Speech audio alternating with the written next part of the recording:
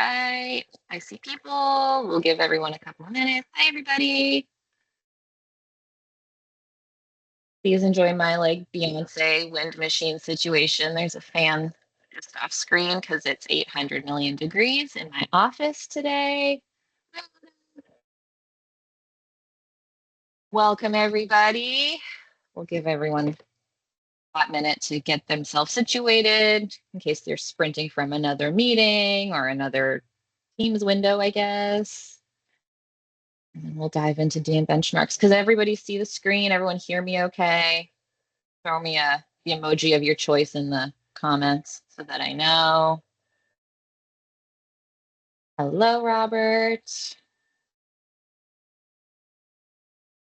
Assuming things are good. Right. 1 minute. So that's all the grace we'll give because we have 1 hour and I want to maximize it. Slash if I can like set you free a tiny bit early, I'll always do that. Hello, everybody. Welcome to DM Benchmarks 2025. We are super excited. We know that this is a report that fundraisers really love. You guys really love it. We are super excited to be bringing it to you for the 6th year, which seems crazy to me. I remember when the first time we did this back in 2018. So really excited to be diving into Direct Mail Benchmarks 2025. Whether or not you've had a chance to read the report, I'll be sort of walking you through it today, and then you can go and grab it for free on the GoodWorks website. And we'll just dive on in. But before we do that, I would like to quickly take a second to acknowledge that GoodWorks is Ottawa based, and even though this is a virtual webinar that's happening in the ether of the internet, it's grounded in a very specific physical place, and that's important for us to recognize. That's unceded Algonquin Anishinaabe territory. Before we go into anything farther than that, it's just important from our perspective, from my perspective, to take that second to acknowledge that, to recognize that we are guests, that this is not our land, that we are settlers here, and to be grateful and to remember to walk as lightly as we can in this place. So I'd just like to start with that in mind, and then we will dive into benchmarks. For those of you who don't know me, hi, my name's Charlotte. I am a partner here at GoodWorks. I am here in Ottawa in Canada, where it's super hot. I hope wherever you are, it's not as hot as whereas I am. But probably lots of you are located in Ontario, where we're having a big old heat wave. I have been working in marketing and communications for about 15 years. I have been in fundraising for 10 years. GoodWorks, I just celebrated my 10-year anniversary in May, which seems wild to me. I specialize in integrating digital into fundraising programs. I also do a lot of custom and strategic work. And way back in 2018, DM Benchmarks was an idea that I had for the first time, and that sort of took off from there. So I'm really excited to be bringing it back to you for the 6th year in a row. I have 2 little kids. I have a 2-year-old boy and a 4-year-old girl. So if you're a parent, that means I'm getting bullied relentlessly every day of my life by tiny humans that I made. And if you want to talk fundraising with me, you always can at any time. However, if it feels weird to you to start the conversation with fundraising, or you're like not sure where to begin, you can also talk to me about any of my other many interests. I'm a gardener. I'm very obsessed with watching what's blooming in my garden right now. You can tell me about what you're reading right now. You can tell me about what character you play in D&D. You can tell me about your favorite football team. As long as it's not the Seattle Seahawks, then we'll have it. For the next hour, we are going to talk DM benchmarks. Well, we're going to start with participant breakdown methodology, just so you have a good understanding of the nitty gritty, how the data works here. Also, if you were not a participant, gives you a little bit of a look behind the scenes of what it takes to become a participant. Spoiler alert, please participate in benchmarks. It's impossible if you don't. We'll talk about the key takeaways and the highlights from this year's report, what we saw, the story that the data is telling us. We will talk about the actual benchmarks themselves and how they've evolved, and then there will be time for questions at the end. However, if you have them, please feel free to fire at will at any time. You can drop them in the chat. You can drop them in the Q&A function. I'm pointing as if they're in the same place for you as they are for me. But ask your questions anytime. If you ask me 30 minutes from now, hey, Charlotte, you said something 30 minutes ago. Can you please reiterate or tell me more about that? I'll be like, I don't remember what I said 30 minutes ago. That's a big lift for my ADHD brain. So ask your questions anytime. Happy to reiterate, to expand, to clarify whatever you might need. No problem there. And that brings us to benchmarks. Step one. This year we had 45 amazing charities who participated in DM benchmarks. That means we had 45 people, 45 organizations who took the time to provide us with their direct mail performance for 2023 and 2024. We try to make it as easy as possible, but one thing I have learned from 6 years of doing benchmarks is that, data in the fundraising sector is always a challenge. It's always a lift for everybody. And we are enormously grateful to all of the charities who participate every year. We literally could not make benchmarks. Yes, Trisha, they are all Canadian. One of our favorite things about this particular report is that DM Benchmarks is all Canadian data. It is the only report of its kind, to our knowledge, that is all Canadian direct mail data. Great question. Thank you. So 45 charities, you can see how they break down in terms of revenue here. You can see how they break down in terms of verticals or like subsectors, whatever you'd like to call them here. But we're enormously grateful. Anybody can participate. There are a couple of small caveats in terms of program size and number of mailings. But if you are interested in getting involved in DM benchmarks next year, we would love to hear from you. And bonus, if you participate in DM benchmarks, you get your own custom benchmarks report. And if you're in this call waiting for your custom benchmarks report, please know that they're coming in the next couple of weeks. But first, we had to do the big one. This is sort of an overview of the data that we get. So we take high-level DM performance data from 2023 and 2024, which enables us to do year-over-year calculations. The minimum, we require data to come in for the house program, and then some organizations provide acquisition performance, and some organizations provide what we call other channel performance. So that's sort of the bucket in which all other fundraising channels go. At this time, we don't split it out. We don't split it out by like a more detailed source. We probably could over time as the pool of charities grows. But for the time being, other channel will include like your digital, your telemarketing, all of that kind of stuff. This year, for the first time, because there was a postal strike, not sure if you've heard, we also asked folks to share with us the number of mailings that they delayed, the number of mailings that they canceled, as well as their typical mail volume, so that we could do some modeling around the effect of the postal strike. And it's notable that some charities provide bits and pieces of data. And so we are able to, we take the data that we have, and the data set may change slightly from one KPI to another. We may have to eliminate one charity here, keep one charity there. Does DM include email appeals? Without knowing exactly how every single charity is coding their data, because there is like that, there's that arm's length between us. Technically, that belongs in other channel. Data collected. A couple of other little nitty gritty things. We get data for the calendar year, so January, December, not on fiscals. We exclude monthly donors here. They turn the data insane when we're trying to focus on one-time giving.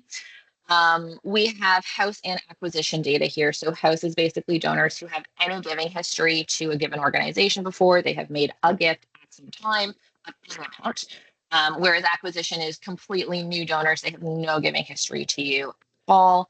And it's worthwhile to note, having done this now for 6 years, that we can't, in good conscience, compare this report to the reports prior to it. So like you cannot compare the DM Benchmarks 2025 to DM Benchmarks 2024 because the data sets change. Different organizations participated between years.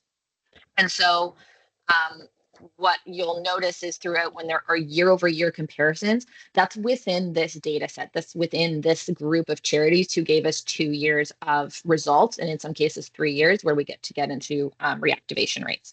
But if ever you look at past reports and you think, oh, these are different, yeah, they're totally different. It's a different organization every year. Any questions about the data? Any further questions about the data before we dive into the story? Awesome. All right. So, benchmarks for us is not just numbers. The numbers on their own don't tell you enough. It's about finding what the story is. What are the threads? What is the narrative here? And we see a couple of big stories coming out of DM Benchmarks 2025. And there's no question that the big guy is going to be postal strike and what it means. So there's a few things that come out to us. One of the big headlines is going to be around revenue sources.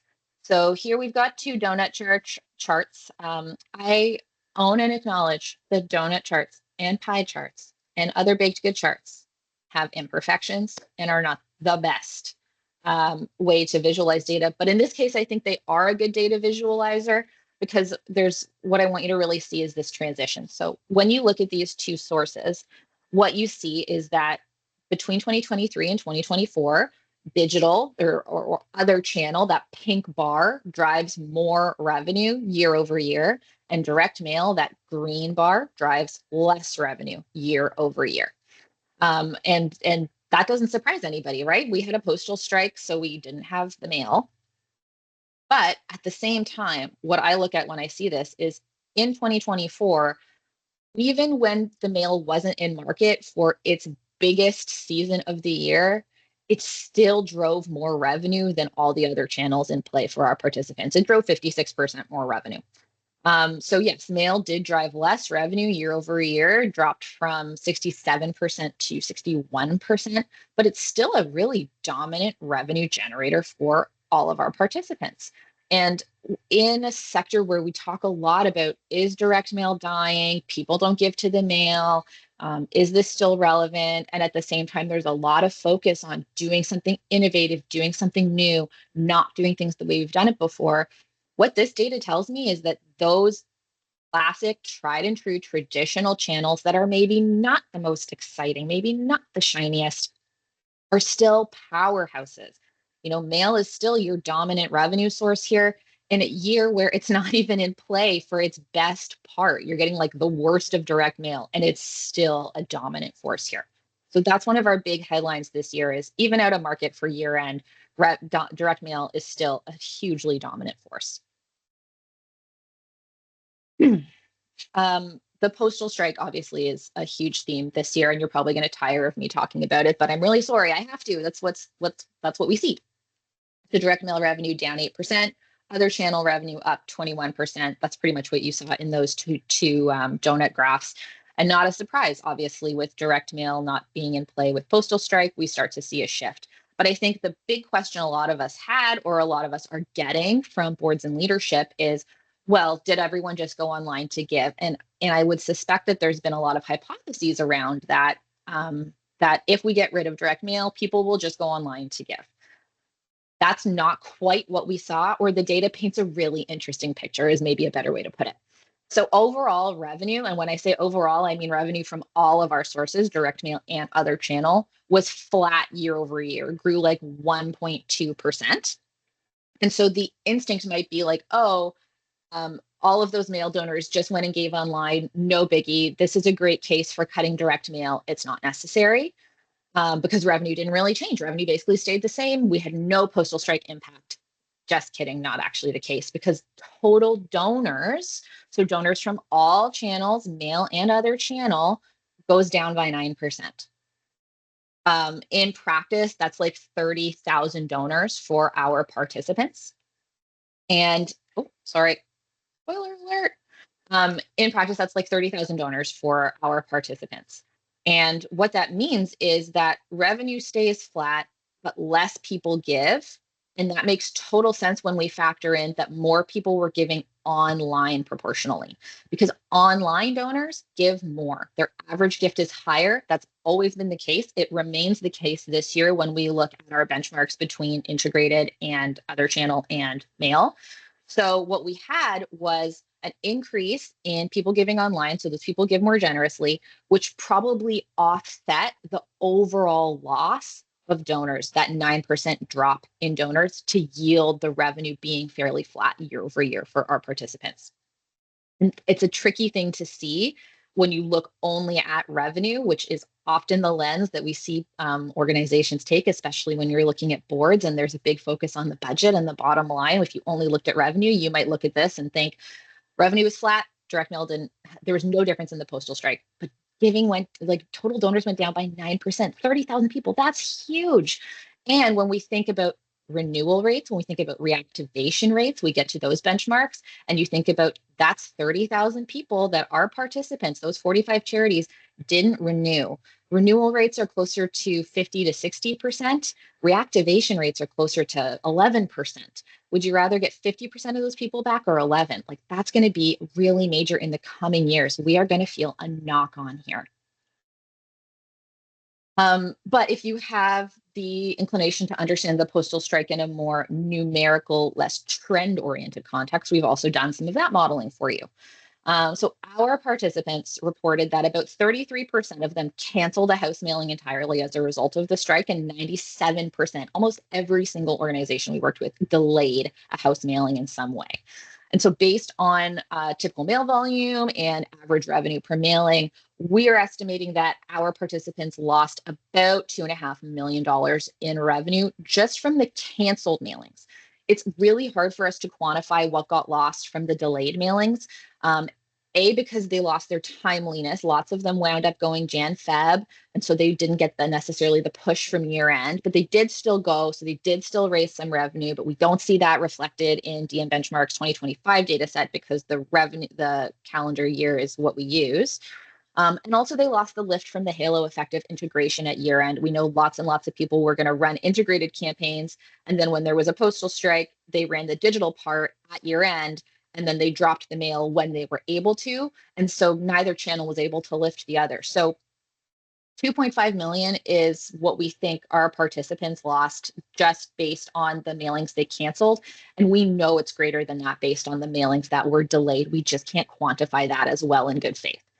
If we take that number and we apply it to, we take, say, the 86,000 charities that we have registered in Canada, let's apply it to, say, a quarter of them for the sake of argument. Let's say 1/4 of them are running mail programs. We're looking at $1.2 billion in lost revenue from that postal strike as a result, again, purely of canceled mailings. Doesn't even factor in the impact of delayed mailings. So there's a huge dollar impact to the postal strike for our charity participants and for charities broadly in Canada. If the question becomes, well, did we save on our hard costs? We didn't have to do those mailings. Direct mail is more expensive. Paper is getting more expensive. Ink, printing, postage. Our participants reported hard cost savings year over year of about $600,000. So we saved $600,000. We failed to generate $2.5 million. To us, that revenue picture doesn't necessarily make sense. The answer is not that the savings were sufficient to offset that. From an acquisition perspective, when we look at our participants, we saw 20% of them canceling acquisition mailings and 33% delaying them. And when we take into account their typical acquisition and prospecting volume and this year's benchmarks, we're estimating that those 45 charities missed out on about 4,300, 4,400 if we round up, brand new donors who they would have acquired in 2024. Based on benchmarks, those folks would have given about $245,000 in their first year. And then based on renewing, they would have given about $381,000 over the next 3 years. That pool shrinks over time with renewal rates. So it's another $626,000 lost from those new donors, not to mention that, some of them probably would have gone on to become monthly donors, legacy donors, and that's almost impossible to quantify. It's more just, a sort of side thought. But when we apply that sector-wide, that's 4.2 million new donors we failed to acquire as a sector. And again, we're going to feel that knock-on effect in a time when growing programs is harder. Acquisition and prospecting is getting tighter and stricter and more challenging to do. So to fail to acquire that many people in a given year, we're going to keep feeling that as a sector for quite some time. Any questions high level about postal strike before we move on to some subsector headlines?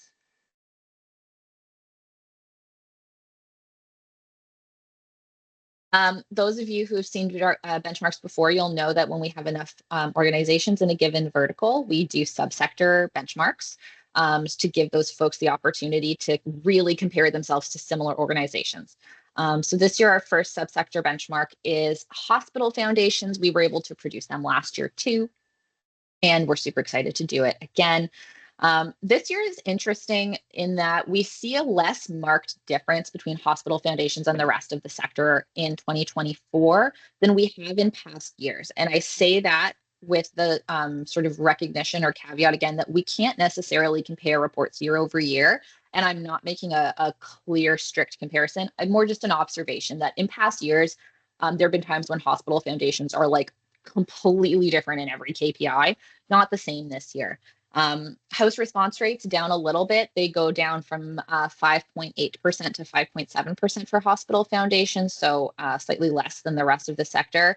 But hospital foundations are struggling hard in acquisition. Acquisition response rate for hospitals goes down from 0.7 to 0.3% this year.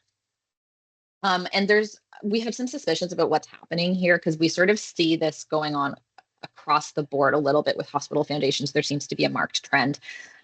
Renewal rate down quite a bit. It declined by 11%, while the rest of the sector dropped by 3%.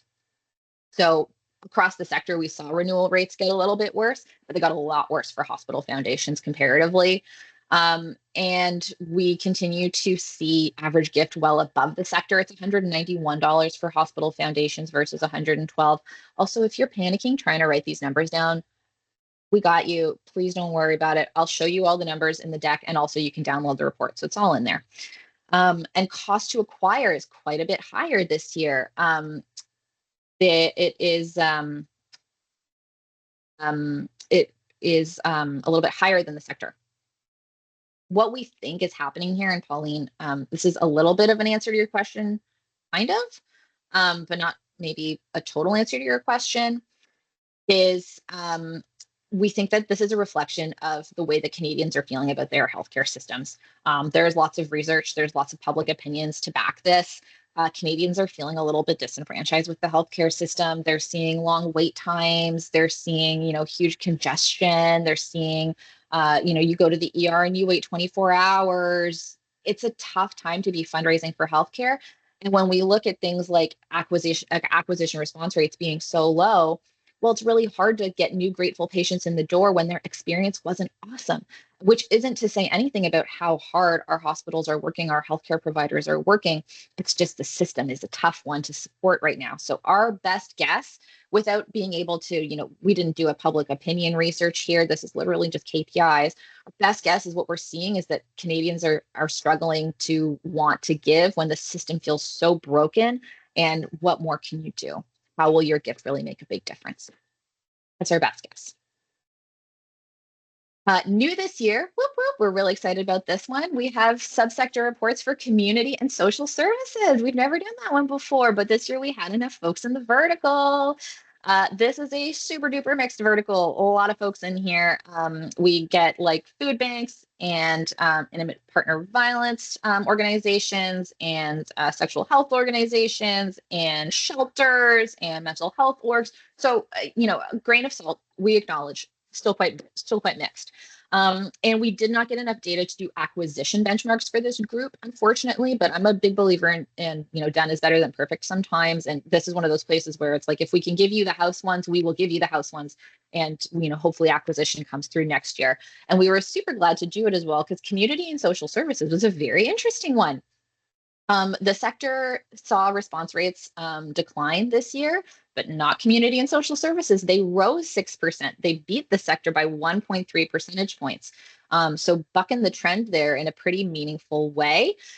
Why that happened, again, we have hypotheses. We can't say for sure. One of the more interesting KPIs there is gift frequency. So the community and social services vertical has a better gift frequency than the sector does overall, but it dropped more than the sectors did year over year. So gift frequency for community and social services is 1.67 versus the sector's 1.40. However, it declined 7% year over year for this vertical, whereas for the rest of the sector, it only fell by 1%. So interesting. You always need to look at all of the pieces when we're looking at these numbers. You could just look at that gift frequency and say, beat the sector, killing the game. However, bigger drop. Renewal rates are up. That's another really interesting thing for community and social services. The rest of the sector sees a 3% decline. but not community and social services. It goes up from 52% to 60%. So something is working well for stewardship with these organizations. And finally, cost per dollar raised dropped by 2 cents to 0.17. That outpaces the sector's 0.24%. So lots of differences with community and social services than what we see in the overall sector, which is pretty interesting. Any questions at all about either of these subsectors before we dive into the really good stuff that I know you're looking for is actually what all these benchmarks are? I will take the opportunity to drink some coffee.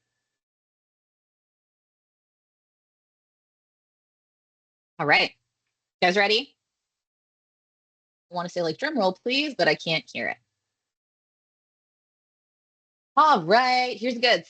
So these are our house benchmarks for the year. You can see all 6 KPIs, the same ones as we did last year: response rate, average gift, gift frequency, renewal rate, cost per dollar raised, and reactivation rate. You can see how we calculated it in case you're curious. Then you can see it divided by the entire sector, hospital foundation specifically, community and social services specifically. And you can see the KPI for the given year and how it changed. Maria, so you're so welcome. We were super excited to see that vertical added as well in this year. So response rates, we see them drop a little bit from 6.25 to 5.59. No big surprise there at all. We were missing year end to bolster that response rate up. Usually those are our best performing mailings of the year. Those are usually our strongest response rates. And so you're basically looking at, in some ways, the quote unquote worst of direct mail. The weakest pieces at play here, or missing our strongest.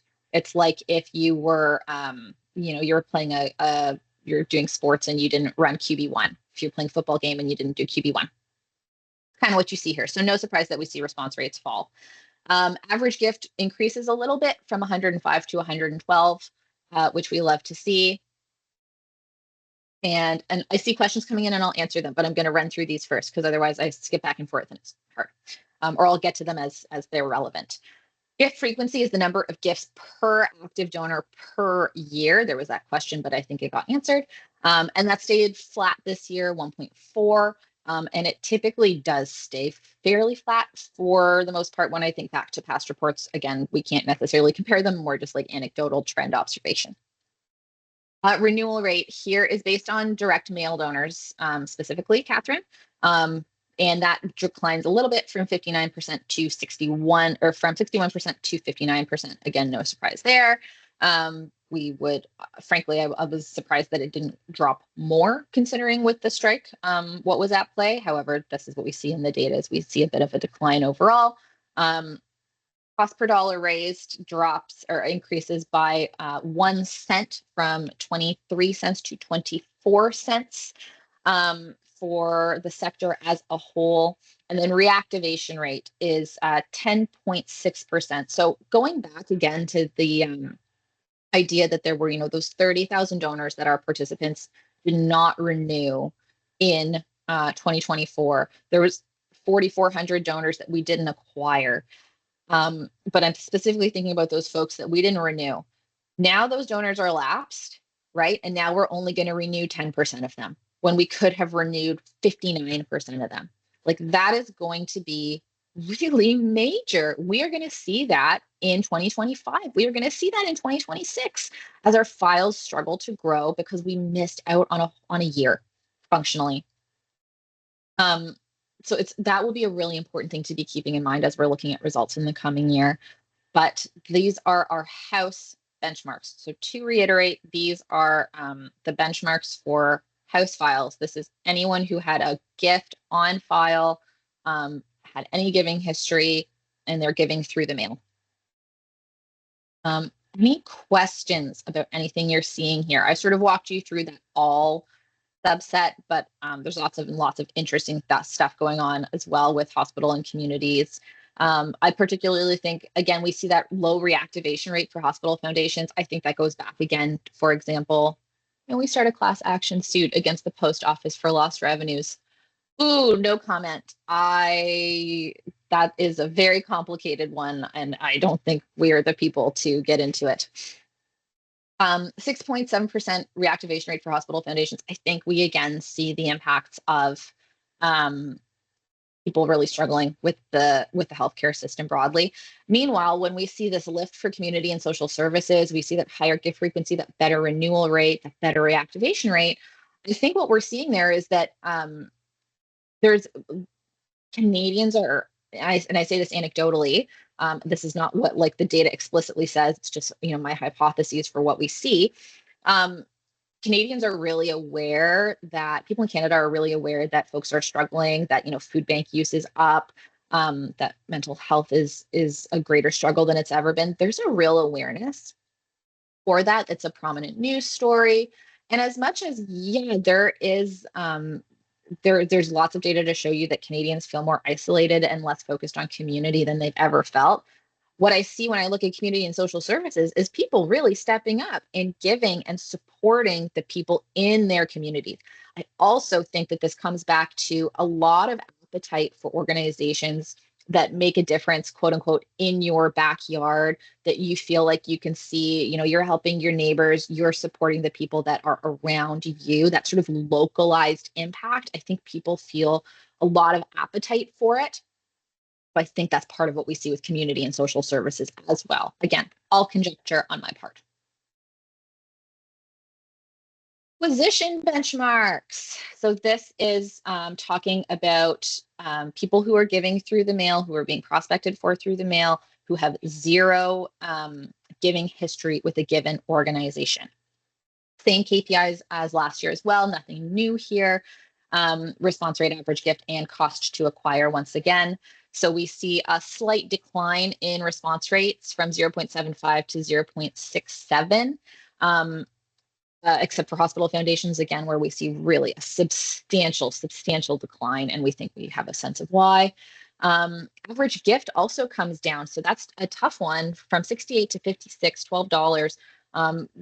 When acquisition is already, an expensive undertaking, sometimes a tough sell to executives, knowing that, again, we're not going to see that instant return is a tough pill to swallow. That said, we also know that average gift from a house donor has increased year over year. And so we know that in the long term, this will offset itself fairly quickly, as once you're able to renew folks, as long as you're focused on a third gift conversion strategy. These days, we think second is almost nominal. It's really making sure that you get that third gift, you become that sort of charity of choice, or one of the charities of choice. You're able to make that back up. But out of the gate, it does make acquisition a little bit tougher, because your donors are, those new donors are giving less. And we see that happen in cost to acquire is flat this year, from 168 to 167. So pretty nominal change, which is a great thing to see, considering how expensive acquisition can be. That said, it's tough without having had those year-end acquisition mailings in play, which usually would have bolstered things up.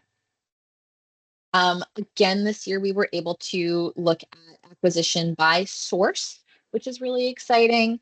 So we can see that by response rate, average gift, and ROI. And there's a few interesting things in here. One is traded lists having by far the strongest response rate of 1%, whereas everybody else is hovering in the 0.3. We're unaddressed, we're down to 0.1. But there's a really interesting inverse relationship between average gift and response rate. And for the most part, I think we have a sense of what's happening here. Unaddressed, you're typically going to target, or often going to be targeting, based on postal codes, and these tend to be wealth-based targeting. And so you tend to get people who have a greater disposable income to give. However, because they're unaddressed, because they have very little segmentation behind them, you get that lower response rate. Whereas traded lists, you get that higher response rate but because these are folks who are going to be very amenable to giving, and ideally to giving to your organization. However, because they tend to be givers, they tend to be donors, they tend to already have charities of choice, they give a little bit less, because that disposable income for them is stretched over a larger number of organizations.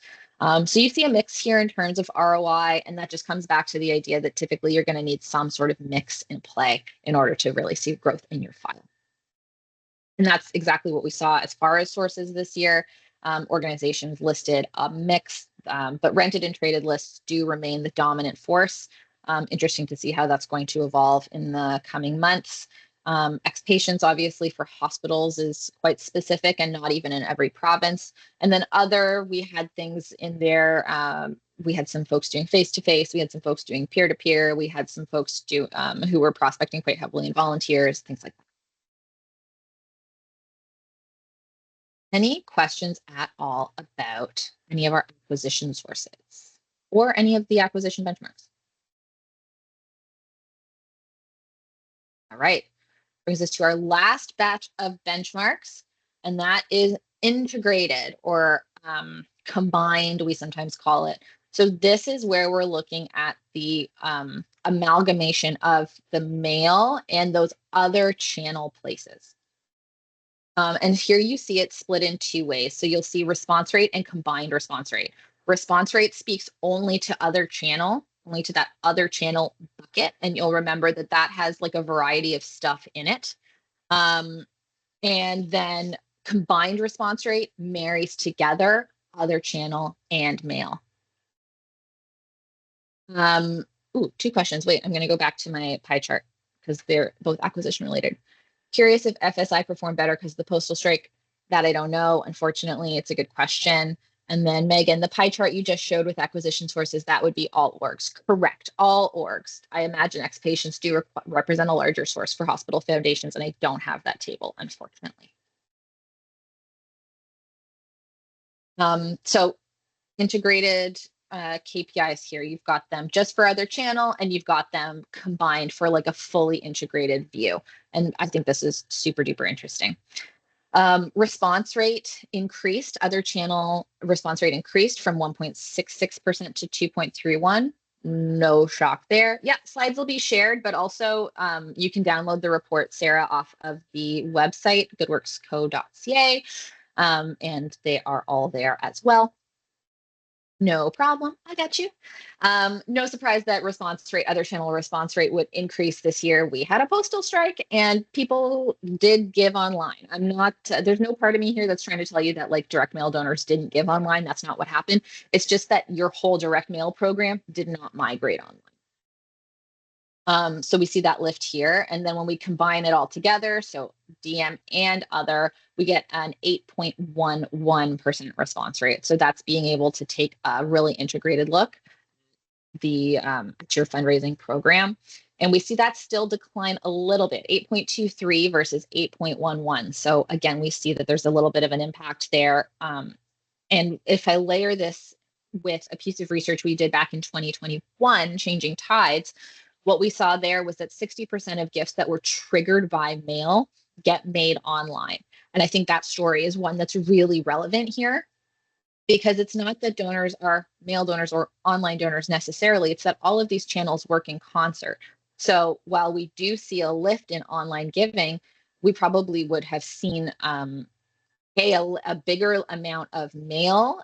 We would have seen more people giving through mail if there hadn't been a postal strike, but you also probably would have seen a substantial increase in digital as well because people get the mail, they're moved by it. There's all kinds of research that backs the ability of the mail to activate different parts of your brain, to activate the sensory parts of your brain, which are connected to the emotional parts of your brain, which are connected to the impulse parts of your brain that make you want to give. But then they hop online to make their donations. So when we sort of bring all of those pieces of research together, it's easy to see why we would still see a bit of a drop in response rate. And again, why the mail is such a relevant and important part of a fundraising ecosystem. Average gift from other channels dropped by $4 from 185 to 181. But nonetheless, we still see it's a way higher gift than mail alone, mail being 112 and other channel being 181. And so that's where we think we see that sort of offset in revenue. That's why revenue was fairly flat this year, even though overall donors declined, was because when those donors did give, they gave so much more generously. Combined average gifts, so taking mail and other, brings us to $123. That's up a pretty good amount year over year. It was 109 the year prior, up to 123, which is great. And then last but not least, we see gift frequency. So the takeaway here with that rise from 1.23 to 1.48 is integrated donors, combined channel donors are giving more, and they give more often, but they don't respond as well as male donors. And that comes back to, again, that idea of the mix, that we can't just pick one channel or another channel and cut here and not expect a knock-on effect there. You need the channels with the big givers and the lower response rates, and you need the channels with the high response rate and the slightly lower giving in order to have a program that's going to be diverse and sustainable, and to watch all of those channels work together in concert to lift each other. That brings us to the end of Benchmarks 2025. That's all of the KPIs that we've talked through, the sort of narrative and the story around the postal strike and what happened there, how it impacted us, how we're probably going to keep feeling that impact in the coming years as we were not able to renew donors, we were not able to acquire donors. In the meantime, you can download the report. It's on the GoodWorks website. If you head over there, you will find it right away. There's a handy dandy light box. You can grab it. In the report is a one-pager, printable one-pager. That's like one of the things people love the most. You can grab it, print it, stick it on your wall beside your desk, or wherever you choose, and you can refer back to it really easily anytime you need to. So that can be really helpful to just have it in your head. You can email me with questions, ideas, comments. Hit me up. We love to hear it. Charlotte@goodworksco.ca. You can also subscribe to the GoodWorks email list if you want to stay in touch with more reports. Cameron also dropped the report in the chat. Thank you, Cameron, if you want to grab it from there. And you can DM us on LinkedIn if you have questions. Lawrence asks when the next benchmark study launches. That is going to start. We typically start asking folks for their data late in January, early in February, in the next calendar year, because we have to finish this calendar year in order to do the results, and we have to give organizations time to have crunched and finalized their numbers. And typically early in February, we start to hear more from, you'll start to hear more from us if you're interested. If you want to get involved with benchmarks, feel free to email me and we'll make sure that you get on the list. After I asked when you'll get your custom benchmarks report, as I mentioned at the top of the session, that will come out in the next couple of weeks. We're just working through them right now. There is a longer one. Give me a second to read it. As we know, it always costs more to recruit a new donor than to trace a lost one because the solicitation letter did not reach the recipient. The frequency criterion in RFM segmentation is still the most important criterion, especially to engage donors who might be interested in planned gifts. I agree with that completely. Loyalty is the #1 indicator when you're getting into legacy. Given the average donation from a bequest is relatively high, between 35,000 and 50,000, I would actually say that's your spread is probably higher than that. It really depends on your vertical. If you're looking at hospital foundations and universities, you're looking more like 80 grand. 35,000 is the benchmark that we typically use because it's so broad. What do you think about the usefulness and costs of tracing these lost high potential donors with the help of software like Rocket Search, et cetera? In the context of DM benchmarks, like in the context of the postal strike, I think it would be kind of tricky to map that in any meaningful way. You would have to have a lot of your own organization's benchmarks enabled in order to really support like a meaningful model there, to know how well you're converting folks from, first time you acquire them, or from being a regular donor to being a loyal donor to being a planned giver. So tough to say, really, is my short answer there. Sorry, a bit of a non-answer. Any other DM benchmarks questions, comments, anything else that folks would like to talk about today?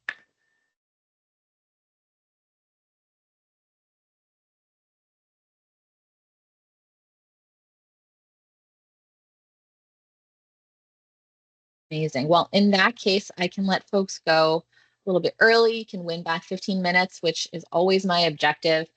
Please hop on the website, grab the report, read it through. If you have questions and you want to talk about stuff, if you want to talk about, your program and how it measures up, what you're seeing in the sector, feel free to reach out. We're always super happy to talk anything fundraising, anything benchmarks.